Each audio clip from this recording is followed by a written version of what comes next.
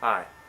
This all started with Sheriff Kennedy coming to my office and telling me he had a presentation he had to give to Rotary.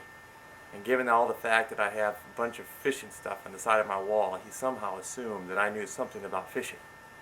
Well, you don't argue with the sheriff, so I said I would.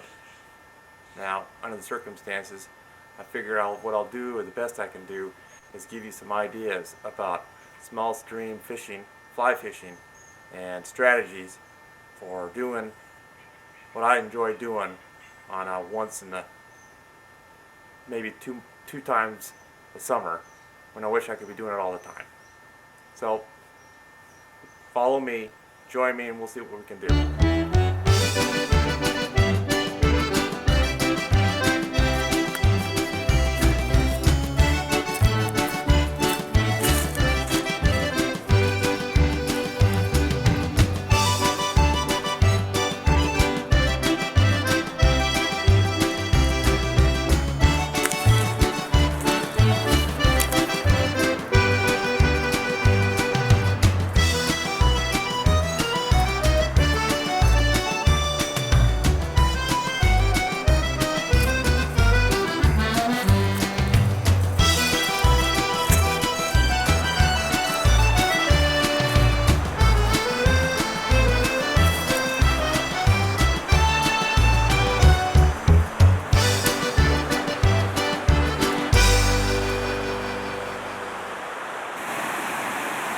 The main idea is to trick fish.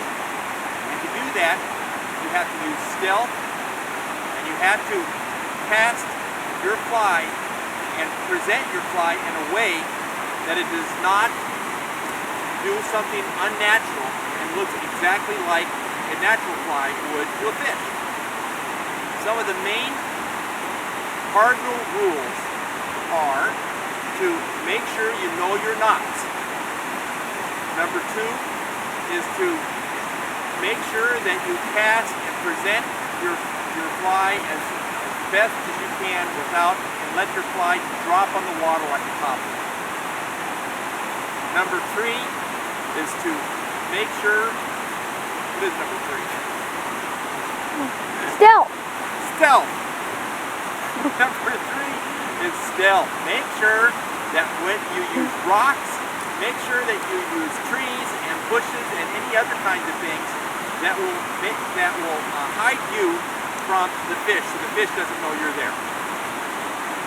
Number 4, what's number 4? Don't get your line stuck in a tree. Don't, that's right. The first thing you do before you cast is to look above you and make sure that there's no tree behind you. You got the... No, you're not.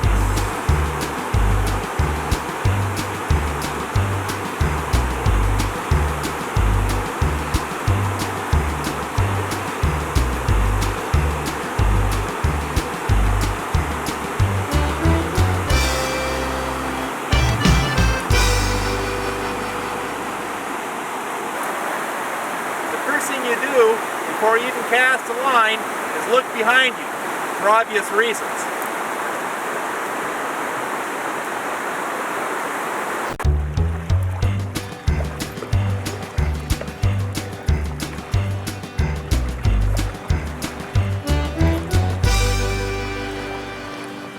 You can't avoid scaring fish, but the less you scare, the more you catch. One sure way of scaring fish is your shadow over the water.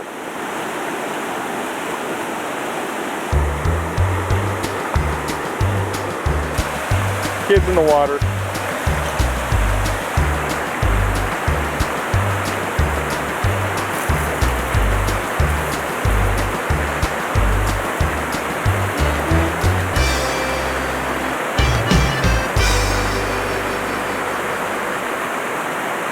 The cardinal rules for fishing small streams is to fish upstream.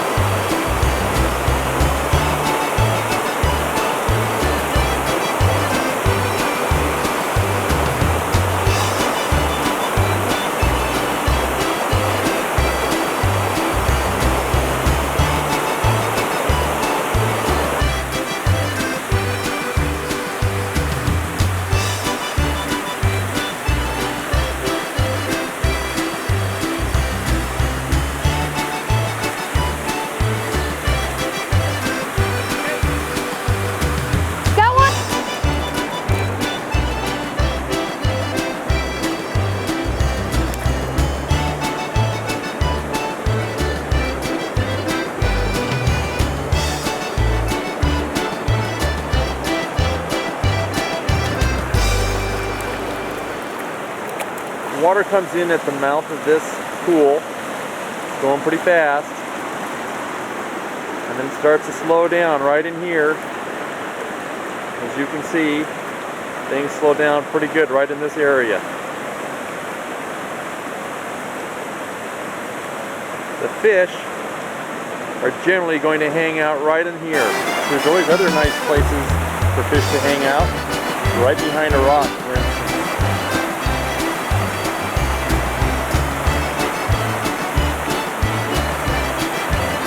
There's a little pocket. Right in there. There's the other one.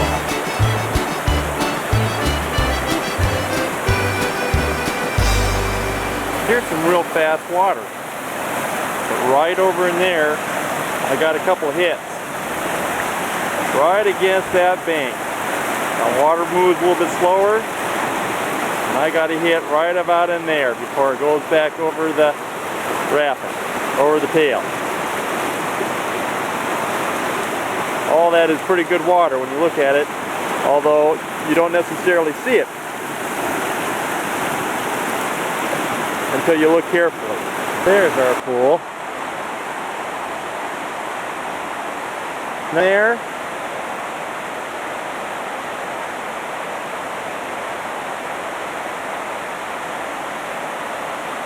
And right in there.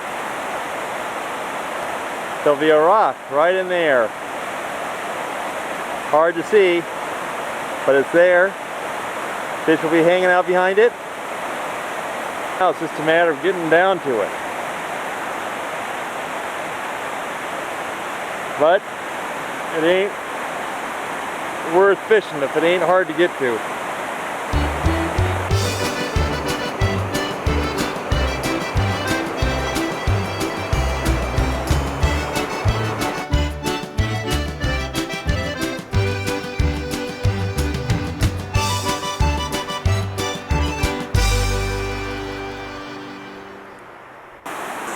You know, a fly box like this has got more than enough flies for a day's worth of fishing.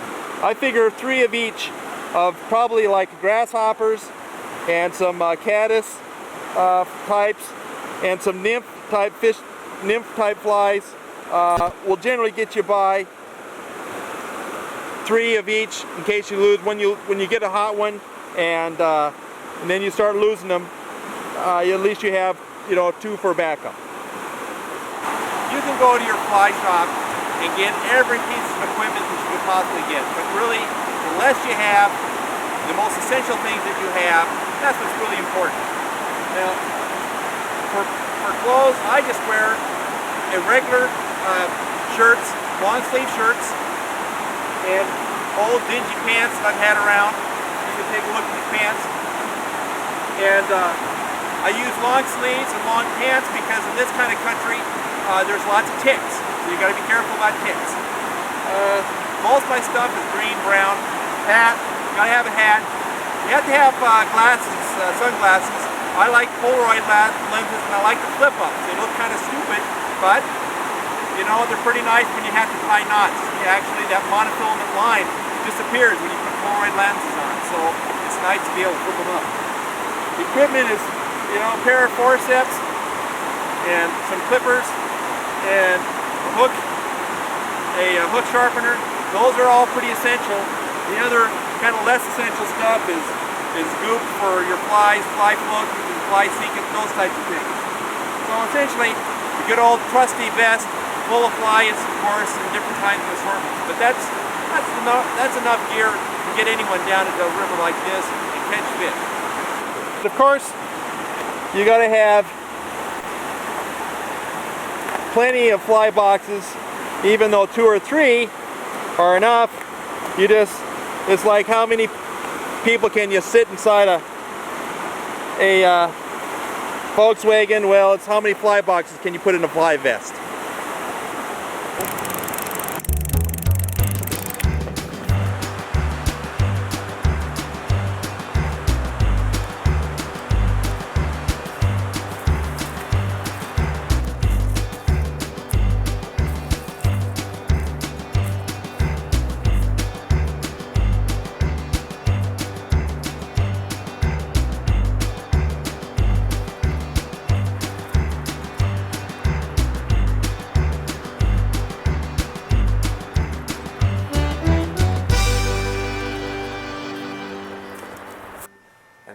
have it.